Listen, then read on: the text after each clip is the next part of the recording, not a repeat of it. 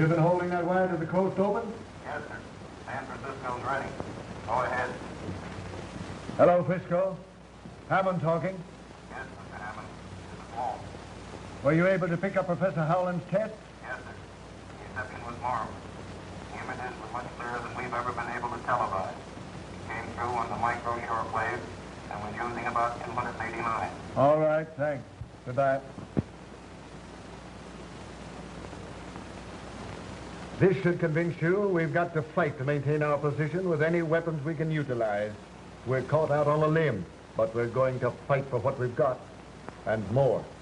What are the chances of our engineers hitting up on the same idea? Remember, he hasn't even protected himself with patents. We knew that when we offered him $5 million for the rights to his discovery. This latest invention of the Houghland is what we've all been afraid of. We're coming out on top, but we may have to prescribe a drastic cure for... Did you send for me? Yeah. Come right in, Grace. Gentlemen, good afternoon. How do you do? Cigar? Thanks. You realize it's possible for a man of experience with brains and ambition to go far in this business? Well, I've got the ambition. We've got to be ready for any eventuality. One jump ahead of the other. We've picked you for a definite job. It's worth almost anything to this company that you make it worth. You can be valuable, a supremely valuable man. And valuable men receive their just rewards on earth, not in... Certainly. From now on, you become a sort of employee at large. Understand? Yes, perfectly. You're interested in getting... The less we know of the details of what you're doing, the better. We want results. 2 old-fashioned cocktails, darling, please. And 1 dry martini for Dr. Schofield. And be sure it's very, very dry. Hello, Schofield. Hello. Oh, I'm sorry I missed you yesterday. We docked last Saturday, but I had to run on to Washington for a few days. Are you going to be here long this time? I'm sailing again on the 20th. Another criminal case? No. There's a conference of brain specialists being held in Berlin, and they've invited me to address them. It's weird, the way you can diagnose a living brain. All the credit should go to men like Jim, who devote their time and money to develop the devices we use. We may invent things, but when you fellows get hold of them, you use them for an entirely different purpose. It's no sense you're trying to hide your light under a barrel. All Europe's wondering what this latest development of yours is going to do to television. That reminds me, dear. Here's a wire I just received. They picked up the test in Vancouver perfectly. Oh, that's wonderful. Wonderful. Congratulations. This sounds like a meeting of the Mutual Admiration Society. It can't be that you 2 giants of the scientific world are embarrassed at the sight of a little girl like me. Do be sensible, Jim. You think I'm sensible even if Mother doesn't, don't you, Doctor? I think you're Now, be careful. Your professional reputation's at stake. very charming. Thank you.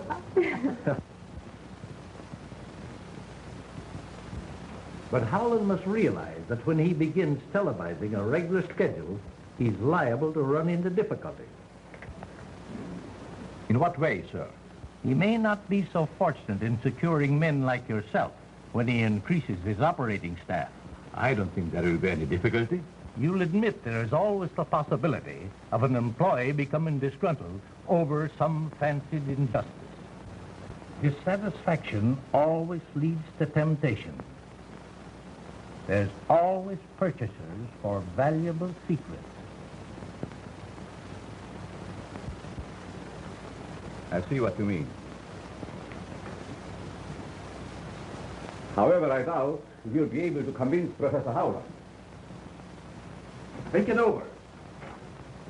Goodbye. Goodbye, Mr. Barry. Hello. Oh, hello. Package. Really?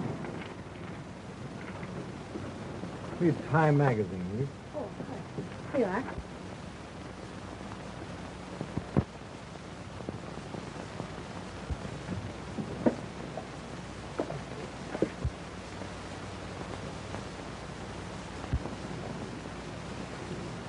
Mister.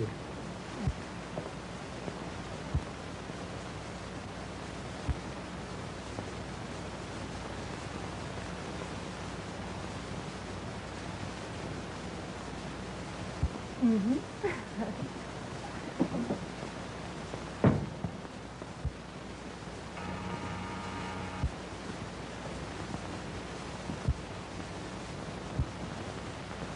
Mr. Perry is back and wishes to see you. Have him come right in. Yes, Mr. John.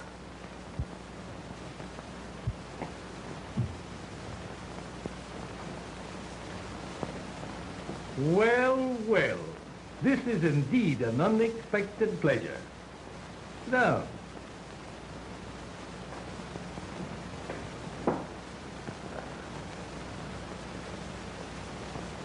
been doing a little thinking? Yes. You weren't able to convince Howland. No, but I thought maybe we could, Talk things over yes, and come to an understanding? perhaps. Would $100,000 be any inducement?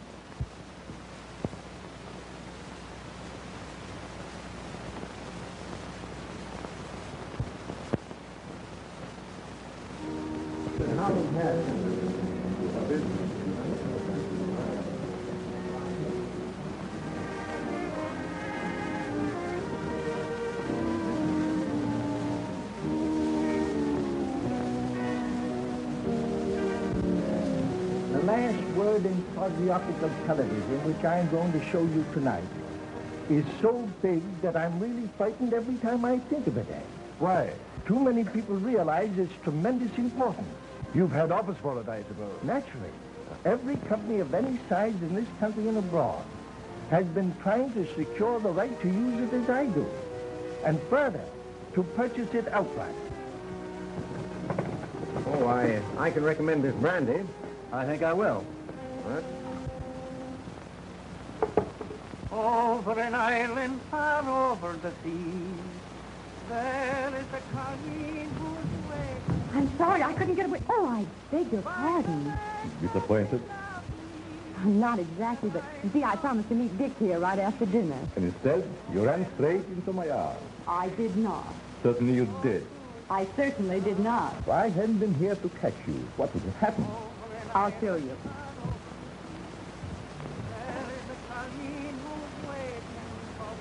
I would have been strolling sedately along, admiring the beautiful view and the wonderful moon.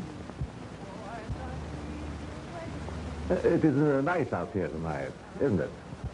Lovely. Over in Ireland, far over the sea, there is a colleen whose way... Here I am, Dick, over here. Oh. By the lake of the valley that I love... I came out for a breath of air, and June Now, almost... don't go telling tales out of school. Well, she did seem a little jumpy when she saw me. Are you nervous, dear? Not exactly. But I have kind of a funny feeling here. My heart doesn't want to stay where it belongs. It keeps going flippity-flop. I guess the excitement was too much for you. Well, we still have time for a short walk. Harry, will you join us? I'd like to, but there are still a few things I have to do before we go on the air. Some other time, perhaps.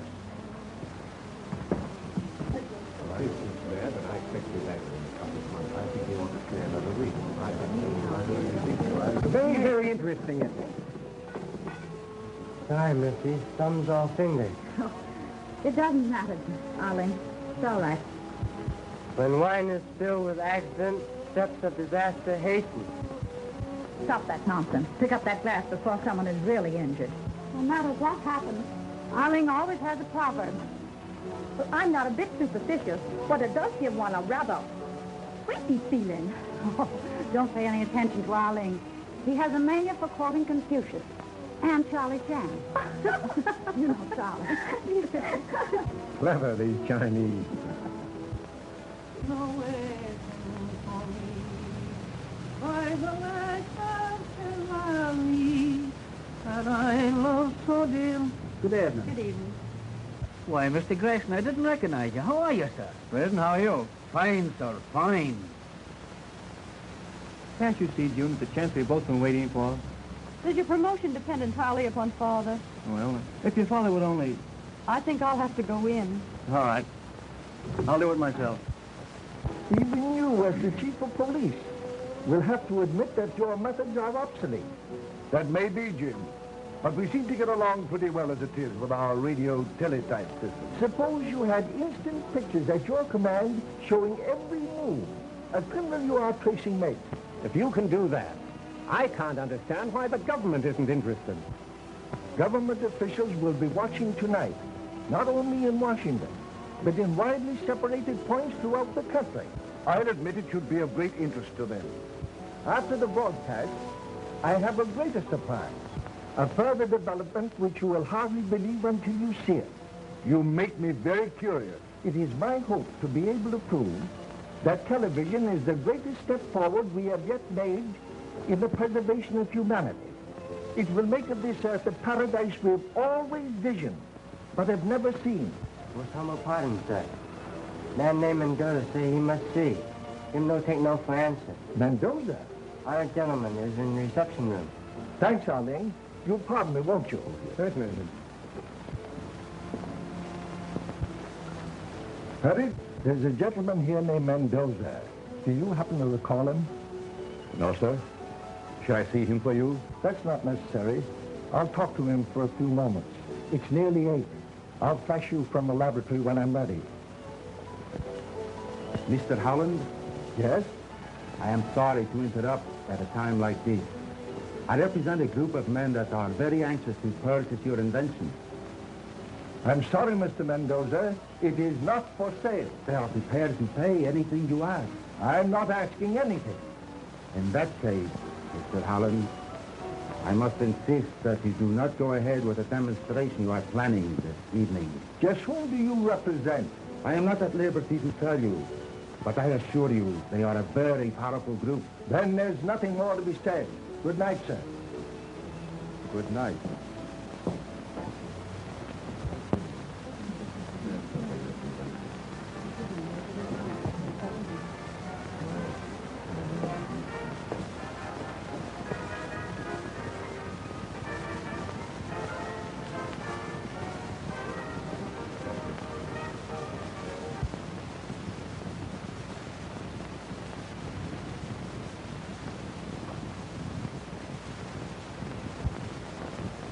This is James Houghland, owner of experimental station ZY3, located at White Plains, New York, televising on a sight channel of 3/4 meter. We are attempting to reach the entire United States direct without the use of relays. Our first presentation this evening will be I Had the Right Idea by Miss Florence, accompanied on the piano by my daughter, Miss June Houghland.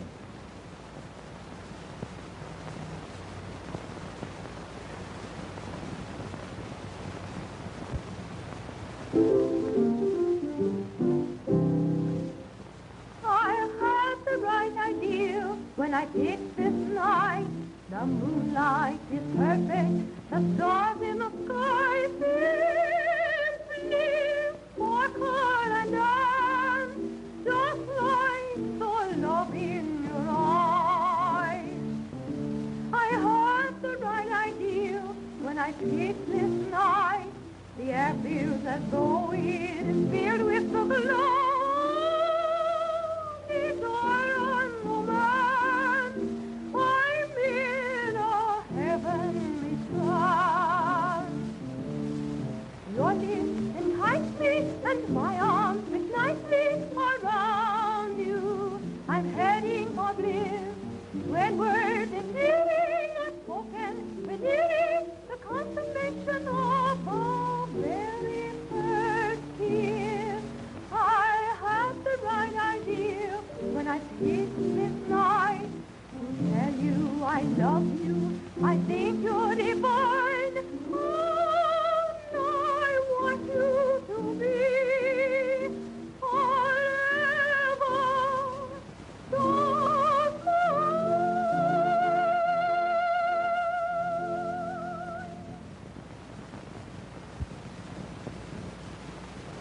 The few of us who are fortunate enough to have television sets have used them merely as a novelty. When we had nothing else to do, we tuned in on whatever program we were able to pick up. Due to the almost insurmountable obstacles encountered in the frequencies required and high-fidelity pictures, our transmissions were limited. But these obstacles, I am happy to say, have been overcome. This in itself was a scientific triumph, but still I was not satisfied. I felt that television should be something more than just another form of amusement. Therefore, I continued my experiments. I'm now going to show you the latest developments which deal with the transmission of television in the quasi-optical region.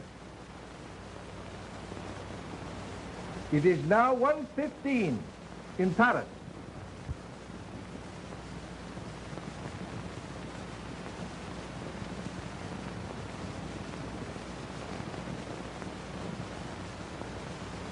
Wouldn't you like to see what's taking place in dear old London?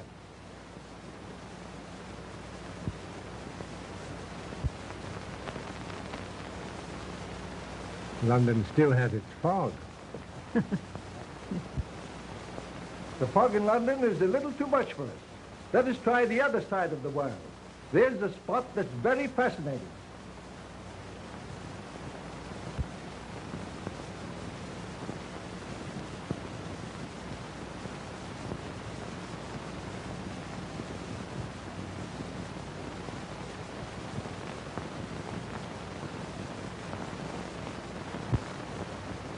I just remembered a phone call I should have made.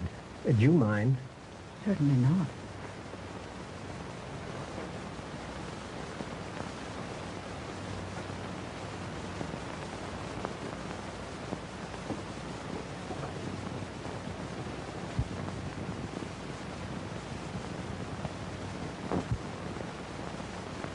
Africa is a very interesting place about which we know very little.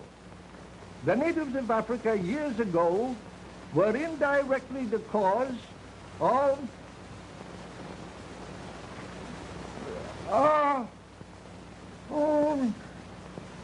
civil war.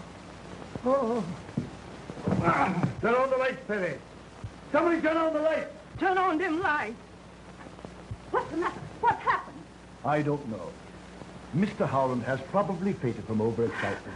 Oh, but... Everyone, please remain here. It's all right, dear. Say, there's something happened at the Houghland residence. Yeah, we're covering it right away. Hello. Kitty Anderson's desk. Get me the Houghland residence. Quick. No. Me no understand what happened. Hello? What? No, me no can say.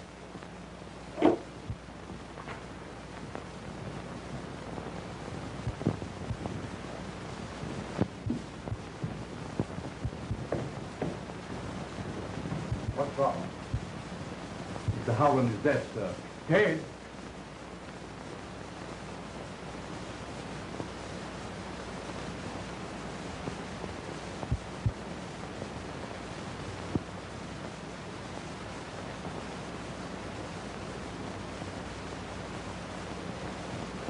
When did you leave the drawing room? During the televising of China. It seemed to be out of focus. I thought something was wrong in the laboratory. Something was. Is that thing still turned on? No, Who shut it off? I don't know. Did the watchman let you up here? I didn't see him. You sure? Of course. You couldn't be mistaken, could you? I said I didn't see him.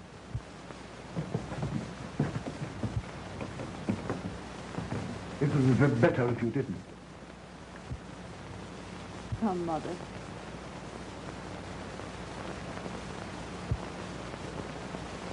It looks to me like... Just a moment. See if you can find that watchman.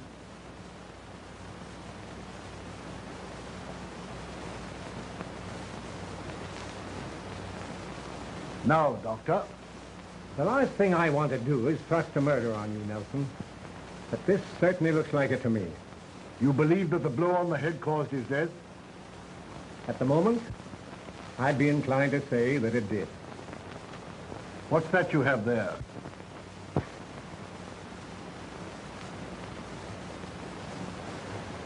Some papers that were on the floor. Is there anything missing? A special cure.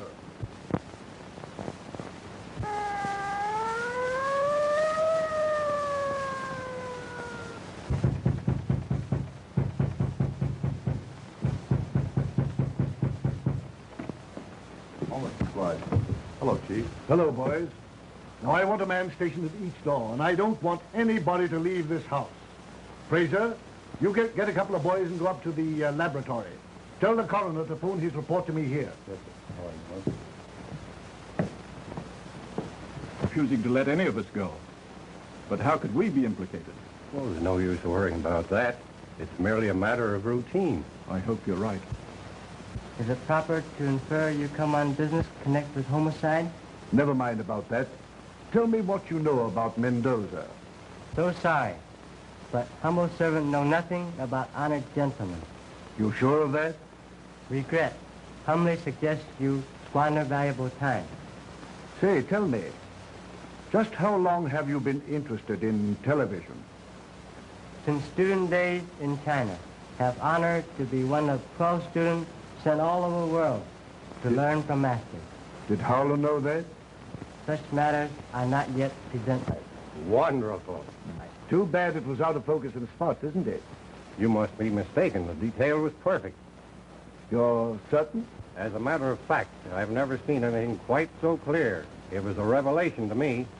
Did you, by any chance, notice anything just after Houghland fell? You mean the shadow that flashed on the screen? Yes. Could you tell what it was? It looked to me like the reflection of a person going toward him. Did you see Miss Spencer leave the laboratory?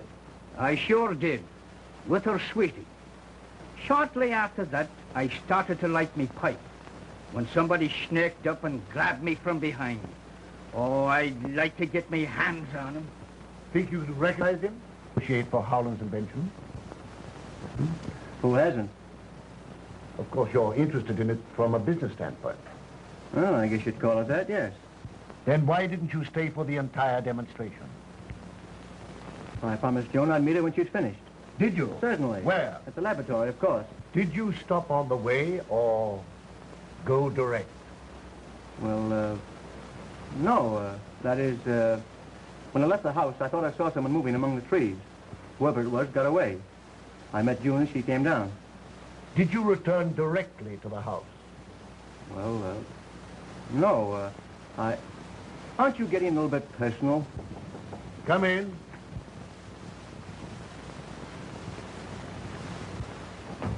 Did you all want to see me, Mr. Chief? Yes. All right, Grayson, I'll want to talk to you a little later. There's nothing to be nervous about, Isabella. That's what you think, sir. But you ain't been listening to Chinese death and disaster symbol since Mr. Howland died. All this excitement ain't too much for my heart. That's what I want to talk to you about. My heart? No. I didn't have nothing to do with it, honest, I didn't. I'm sure you didn't. But did you see anybody come through the kitchen earlier tonight? I didn't see a soul. Were you there all the time? No, sir, I wasn't. Where were you? I was peeping in at the pictures. Well, if anybody went through the kitchen, you'd have seen them, wouldn't you? No, sir, I wouldn't. Why not? I wasn't there all the time. If you weren't in the kitchen and you weren't in the drawing room, for goodness sake, where were you? I was... Where were you? Oh, Mr. Chief, please.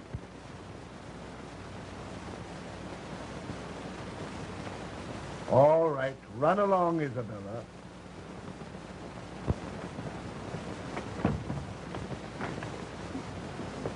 Is my face red?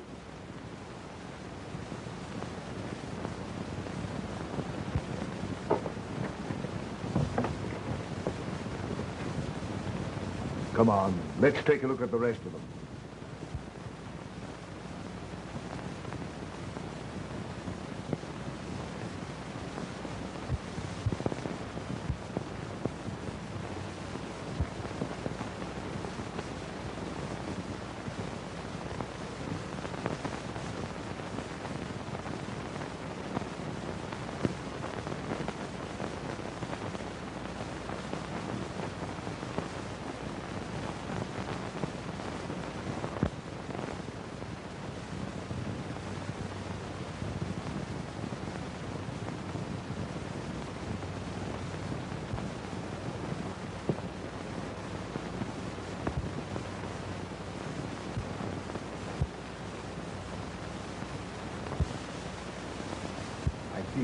center of attraction.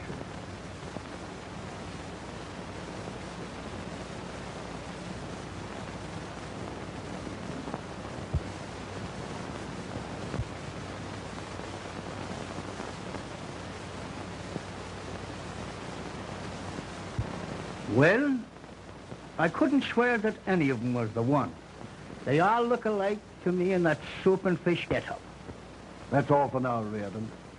Just how long have you been with Houghland? I should say, let's see, about 7 months. How important a factor is the tube you said was missing from the television set? It's the most vital part of the hookup. Could it be duplicated? I doubt it. Mr. Houghland designed it himself. Without his drawings, I'm sure it would be impossible.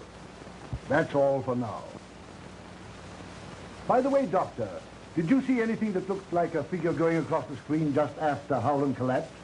Sorry, I didn't. I was phoning at the time. Phoning? Yes, I called my office, but no one answered. That makes 3 people that were out of the room. Of course, you didn't leave the premises. I know what you're thinking, but you're wrong. Neither Perry nor Grayson had anything to do with this. Doctor, I'm sure Houghland was murdered right before my eyes. I don't know how or by whom. But to me, everyone's guilty until he proves himself innocent. You shouldn't champion anyone. You know, I'm liable to get the idea that you know who did it. How do I know, Chief, that you didn't? Oh.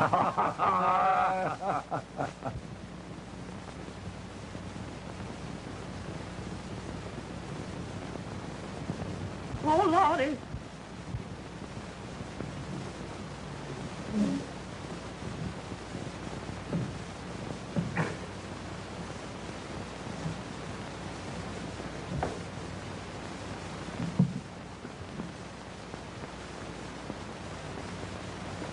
This ain't mommy. Wait a minute. Let's go. Hold that line, boy. This ain't mommy. I know, but I got... Show you. I got my business for something here. Wait a minute. If you'll put that tote sticker up, you won't need it. There's more than one way to skin a cat. Hey, sister, if you stop shimmying, I'll just slide by. Boss man no only for Boss man say throw him out. Oh, wait a minute. Out you go. Wait, you go. Out you go, honey. Out you go, honey. I got business. But I told you I got business here. Him great Charlie Tan say, the matter is settled. Tiny omit surprise feelings. We sure been them. Where's Mr. Nelson? Why, I don't know. Would you mind trying to find him? Father's safe has been burglarized. You'd better notify him yourself. Anything new, Nelson? Mother would like to see you at once, Mr. Nelson. Father's room has been broken into.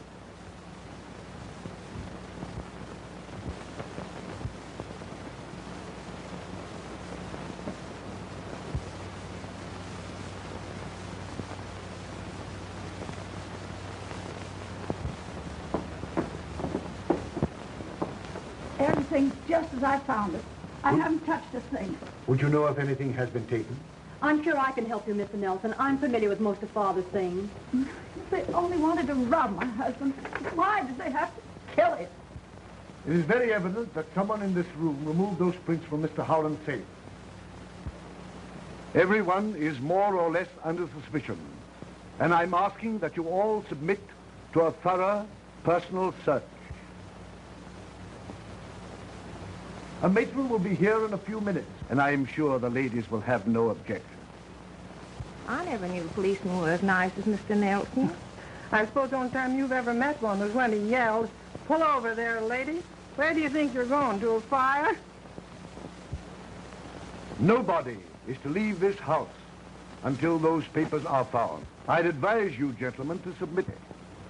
Because if you don't, I'll hold every one of you for the next 72 hours. And I assure you they won't be the most pleasant hours you've ever spent. Well? I have no objection.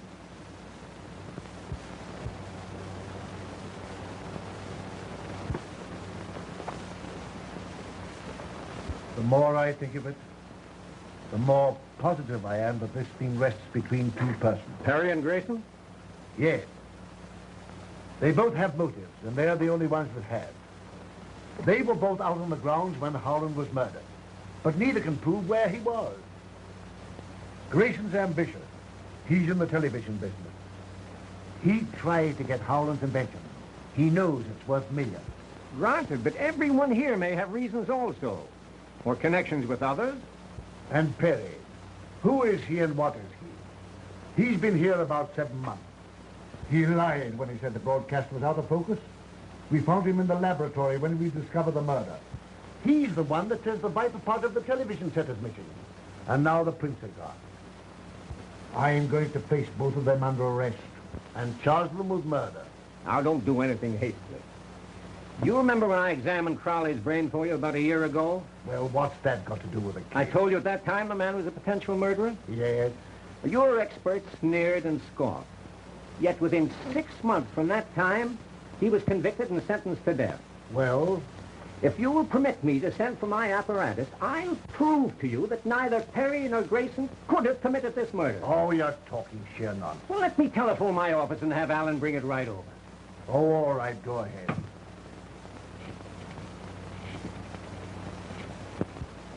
You'll notice the nerve centers are invested by 3 membranes, which lie between them and the bones that form the walls of the cranial cavity and spinal cord. Yes?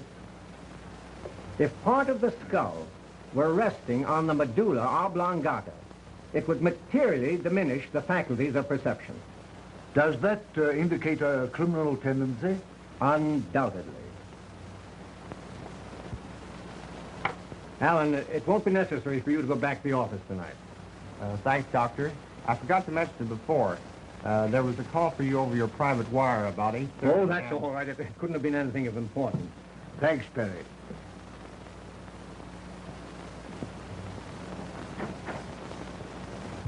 Have I convinced you, Nelson? Well, I don't know. Perhaps you have. Then you agree with me that neither of these men are guilty. In a way, yet yes, I'll agree with you. The only difference in their brain development is the size, and scientifically, that has no significance.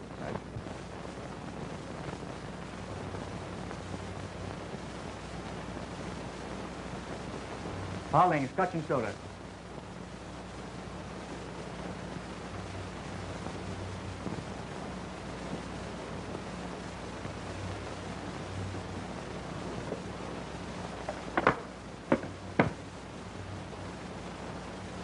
Glad I happened across you. The inspector wants to see you. He's upstairs. Oh, thanks. Well, I wonder what he wants this time. He wouldn't say.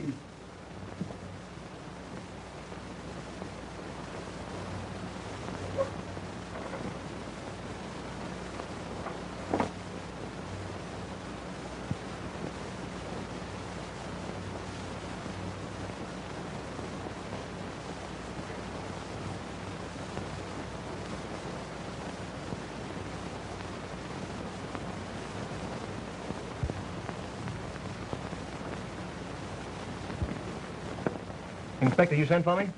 Huh? No. Well, he... Funny. We're getting a little close in here. Yes, it is rather warm. Where are you going? Out for a little air. Sorry. My name is Perry, and Chief's orders, nobody leaves this house. Names don't mean anything.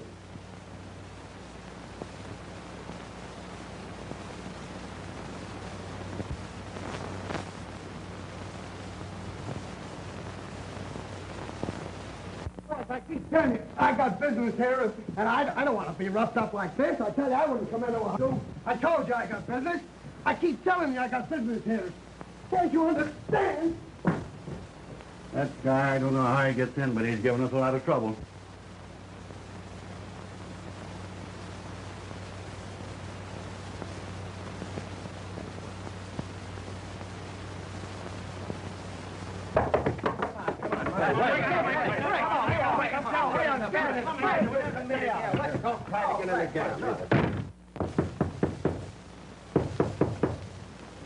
You mugs don't quit rapping on here. I'm going to chase you all out of here. What do you want? My name's Jordan. Chief Nelson sent for me. Okay, that's right. Go ahead. That's right, Coroner.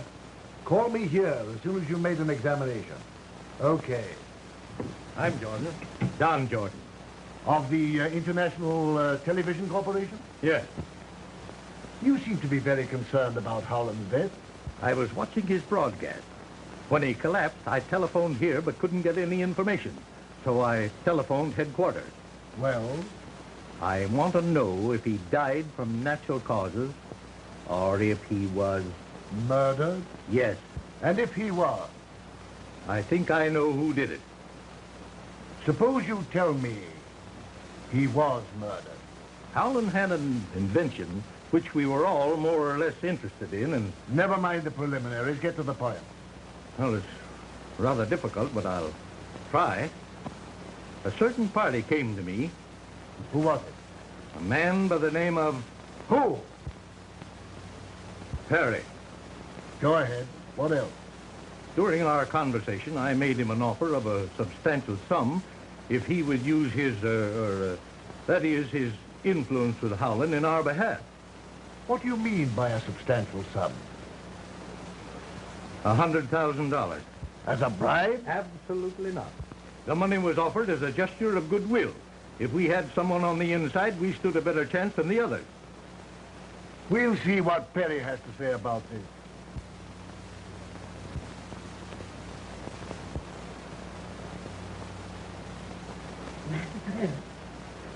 Oh, Lordy, Lordy.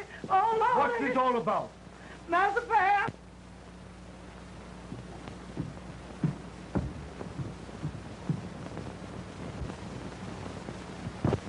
He's the man who came to my office.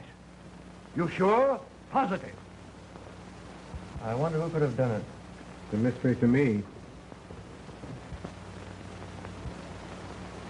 That them Arling's knife. It's stuck away in the corner of the bedroom. This is yours, isn't it? Yes. Knife belonged to me. Then why did you kill Perry? Mr. Perry is very good friend. Chinese do not repay friendship with death. You're lying. You know you killed him. Charlie can say sometimes look frightful liar. Take him to his room and see that he doesn't leave there. Master say he who takes what gods may send has learned life's most important lesson.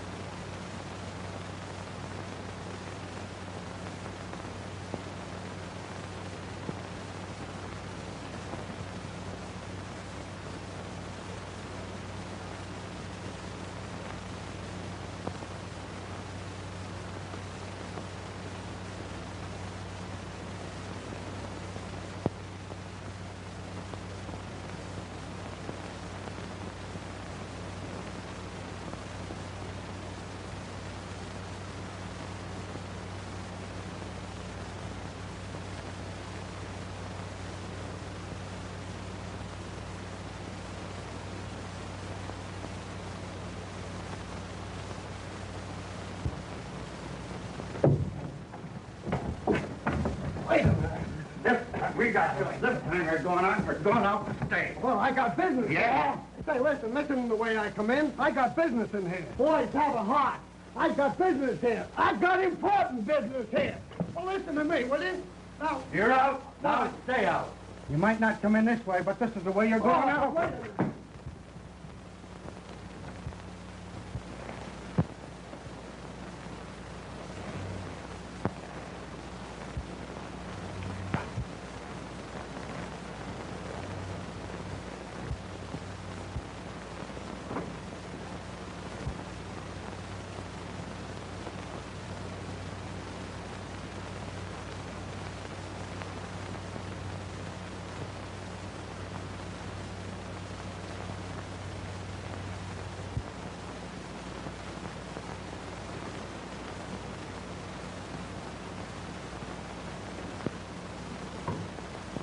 No, thank you.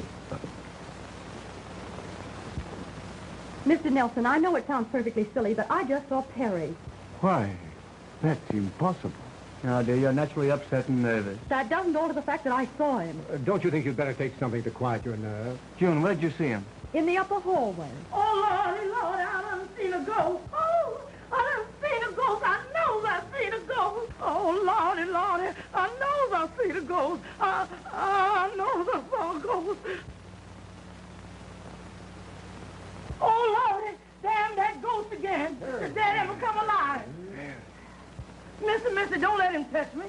Be sensible, Isabella. He's not a ghost. What does this mean, Perry? I'm sorry, Chief, that I wasn't able to take you into my confidence before.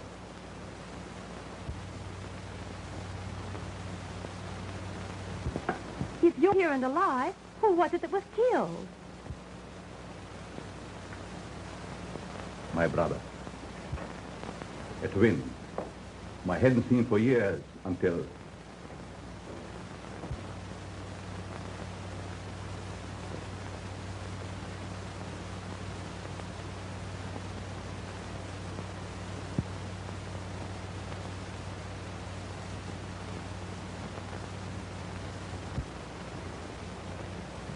Damn, all things nice. They're stuck away in the corner of the bedroom. This is yours, isn't it? Yes, knife belonged to me. Then why did you kill Perry? Mr. Perry is very good friend. Chinese do not repay friendship with death. You're lying. You know you killed him. And being at a loss to know how he was mixed up in the affair, I refrained from making his identity known until I was able to make a further investigation. Perhaps I can clear that up for you. This afternoon, your brother represented himself as you to Jordan of the Radio Television Company. Represented himself as me? Yes. And do you know what took place between them? He was offered a substantial sum to secure the drawings of Howland's process. That explains it. Explains what? Posing as me, it was very simple for him to gain admittance here and have access to every part of the house. And he must have stolen the print. Yes. Tim Perry, take envelope from cigarette box on table. When was that? Just after you send me after whiskey and soda. Then it must have been your brother who sent me on the wild goose chase after the inspector. When? Just before he was found dead. There were no papers found on the body. Who was in this room when the documents were taken? No one. Just me and you. Door open, but no one come in. What door? That door. Were you still in the study at that time, Chief? I believe I was. Anyone with you? Now, let me see. That was just before Jordan came in. Undoubtedly. This is what took place. Thanks. I wonder what he wants now. You wouldn't say.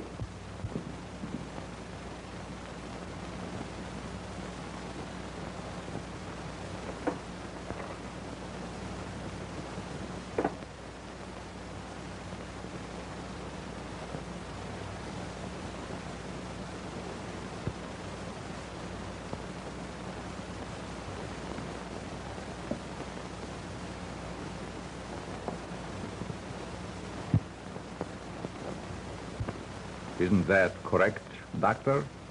Yes, I did see you, or rather, as you say, your brother take the papers.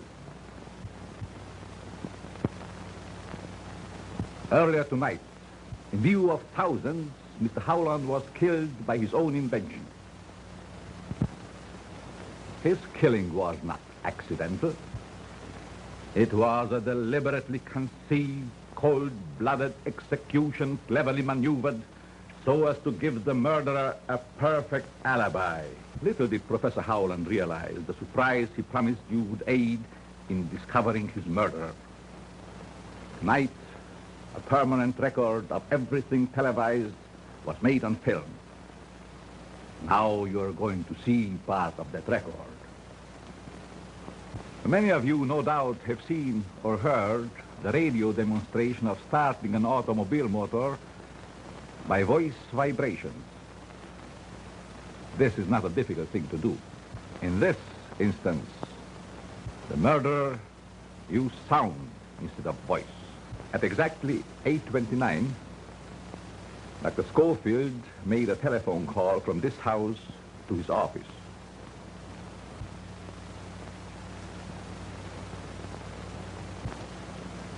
I will now show you what happened.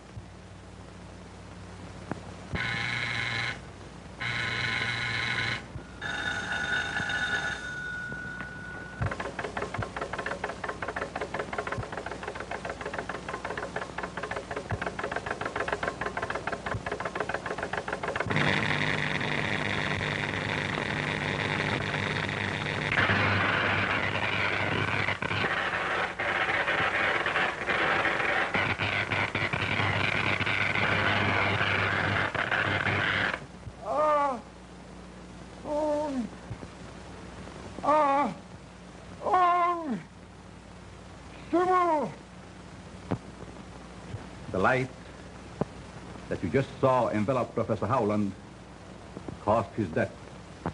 How could such a thing be possible? Dr. Schofield's equipment, which you have just seen, radiated waves direct to Professor Howland's laboratory. When these waves came in contact with those the professor's equipment was radiating, they created interstellar frequency, which is the death ray. Your contacts with foreign governments interested in television are known. Fantastic.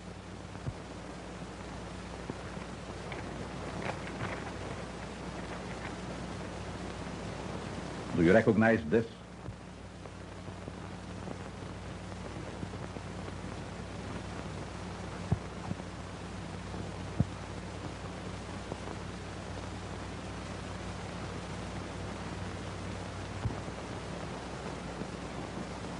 I thought so.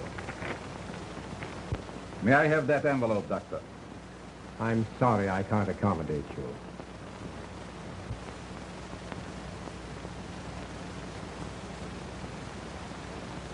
And I object to strong-armed methods.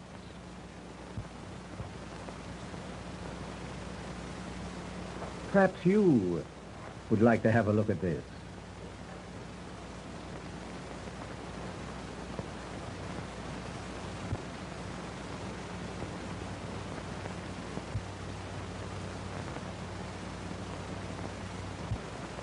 There doesn't seem to be anything in this. Aren't you carrying things with rather a high hand? Not at all.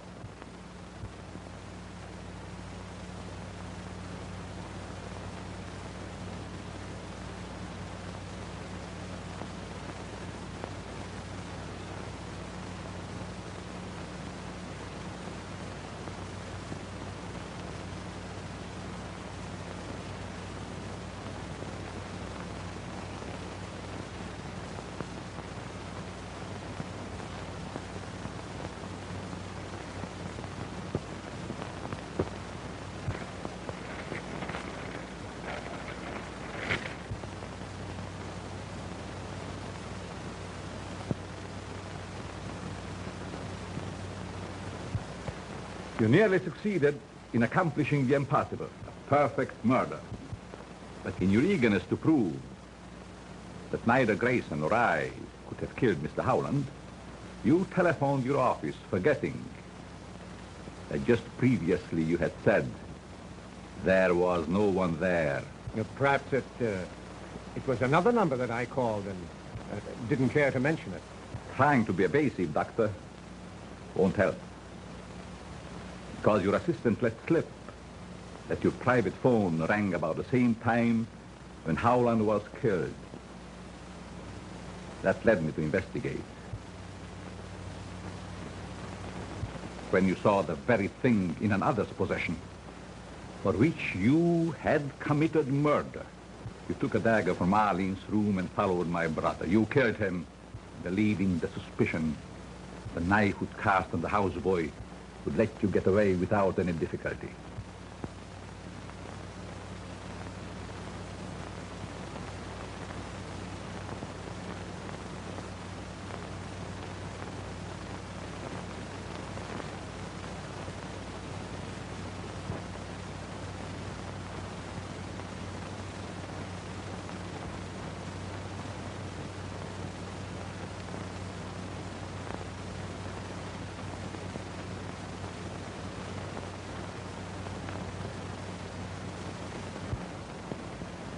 Would you get me a dry martini, Arling?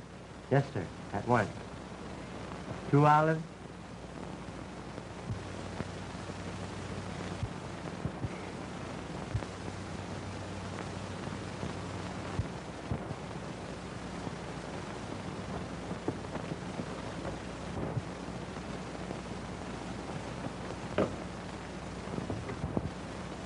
As Arling would say, even though the eyes may see, the mind will not believe.